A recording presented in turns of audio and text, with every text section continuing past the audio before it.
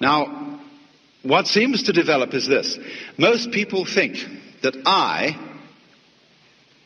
is a center of sensitivity somewhere inside their skin.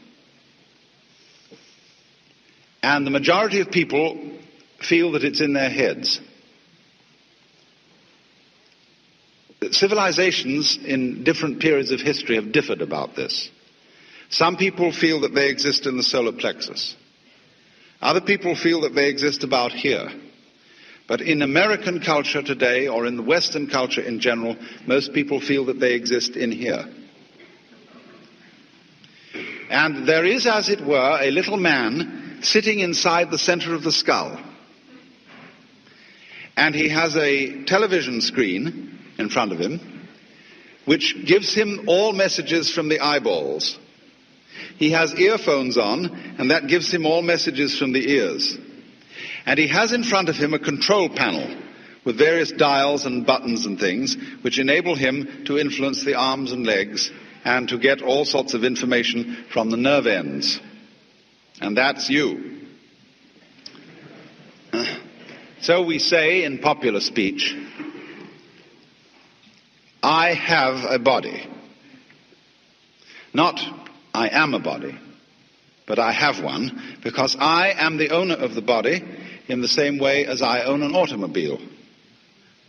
And I can take the automobile to the mechanic, and occasionally in the same way I have to take my body to the mechanic, the surgeon, the dentist, the doctor, and have it repaired. But it belongs to me. It goes along with me. I'm in it. A child, for example, can ask mother, Mom, who would I have been if my father had been someone else? That seems a perfectly simple and logical question for a child to ask, because of the presumption that your parents gave you your body and you were popped into it, maybe at the moment of conception or maybe at the moment of birth, from a repository of souls in heaven, and your parents simply provided the physical vehicle. So that age-long idea that is indigenous, especially to the Western world, is that I am something inside a body, and I am not quite sure whether I am or am not my body. Some doubt about it. I say, I think, I walk, I talk, but I don't say I beat my heart. I don't say I shape my bones. I don't say I grow my hair. I feel that my heart beating, my hair growing, my bone shaping is something that happens to me. And I don't know how it's done. But other things I do. And next, I feel quite surely that everything outside my body is quite definitely not me. There are two kinds of things outside my body. Number one is other people. And they're the same sort of thing as I am. But also they are all little men locked up inside their skins. And they're intelligent, they have feelings and values, and are capable of love and virtue. But the number two is the world that's non-human, that we call nature. And that's stupid. It has no mind. It has emotions, maybe, in animals. But on the whole, it's a pretty grim business. Dog eat dog. And when it gets to the geological level, it's as dumb can be.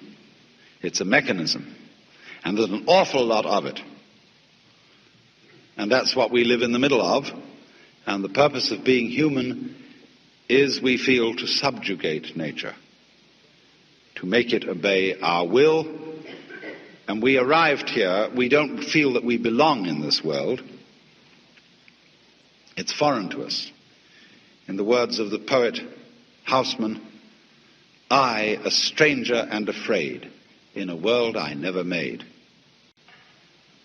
And so all around us today, we see the signs of man's battle with nature. I'm living at the moment in a marvelous house in the Hollywood Hills. And we are overlooking a lake. And on the other side of the lake, the whole hill has suddenly been interrupted with a ghastly gash where they have made level lots for building tract homes of the kind you would build on a flat plain. This is called the conquest of nature. These houses will eventually fall down the hill because they are causing soil erosion and they're being maximally stupid. The proper way to build a house on a hillside is to do it in such a way as to effect the minimum interference with the nature of the hill. After all, the whole point of living in the hills is to live in the hills. There's no point in converting the hills into something flat and then going and living there. You can do that already on the ground. So the more people live in the hills, the more they spoil the hills, and they're just the same as people living on the flat ground. I mean, how stupid can you get? Well, anyway, this is one of the symptoms of our phony sense of identity, of our phony feeling that we are something lonely, locked up in a bag of skin, confronted with a world, an external, alien, foreign world that is not me. Now, according to certain of these great ancient philosophies like Buddhism, this sensation of being a separate, lonely individual is a hallucination. It's a hallucination brought about by various causes, the way we are brought up, being the chief of them, of course.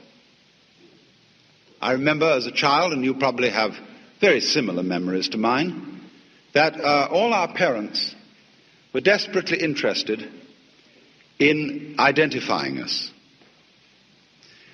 Don't you remember that sometimes you went out and played with other children, and there was someone in the group of other children you admired and looked up to, and you came home imitating the mannerisms of that other child.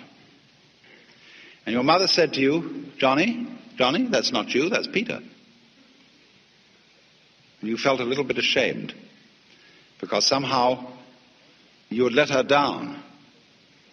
She wanted you to be you, her child, and not Mrs. Jones's child, Peter. And so in many ways, we're all taught this. For example,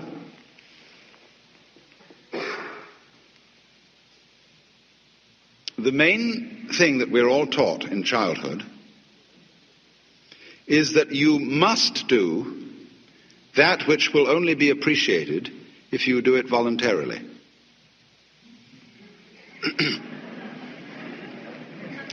Now, darling, a dutiful child must love its mother. But now, I don't want you to do it because I say so, but because you really want to.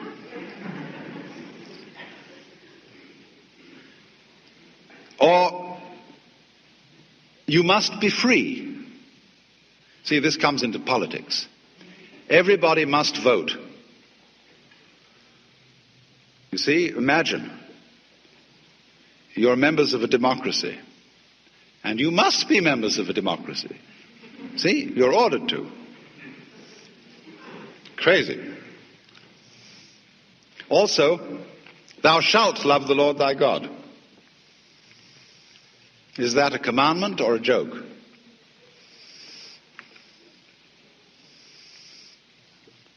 You know, if you suggest that the Lord is joking, most people in our culture are offended because they have a very moronic conception of God as a person totally devoid of humor.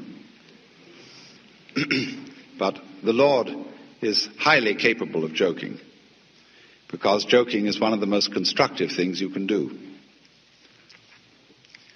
So, When you are told who you are and that you must be free, furthermore that you must survive, you must go on living, and that becomes a kind of compulsion, you get mixed up.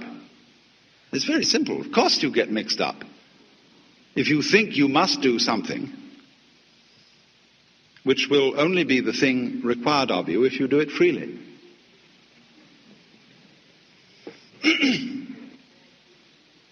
These are the sort of influences, then, that cause human beings all over the world to feel isolated, to feel that they are centers of awareness locked up in bags of skin.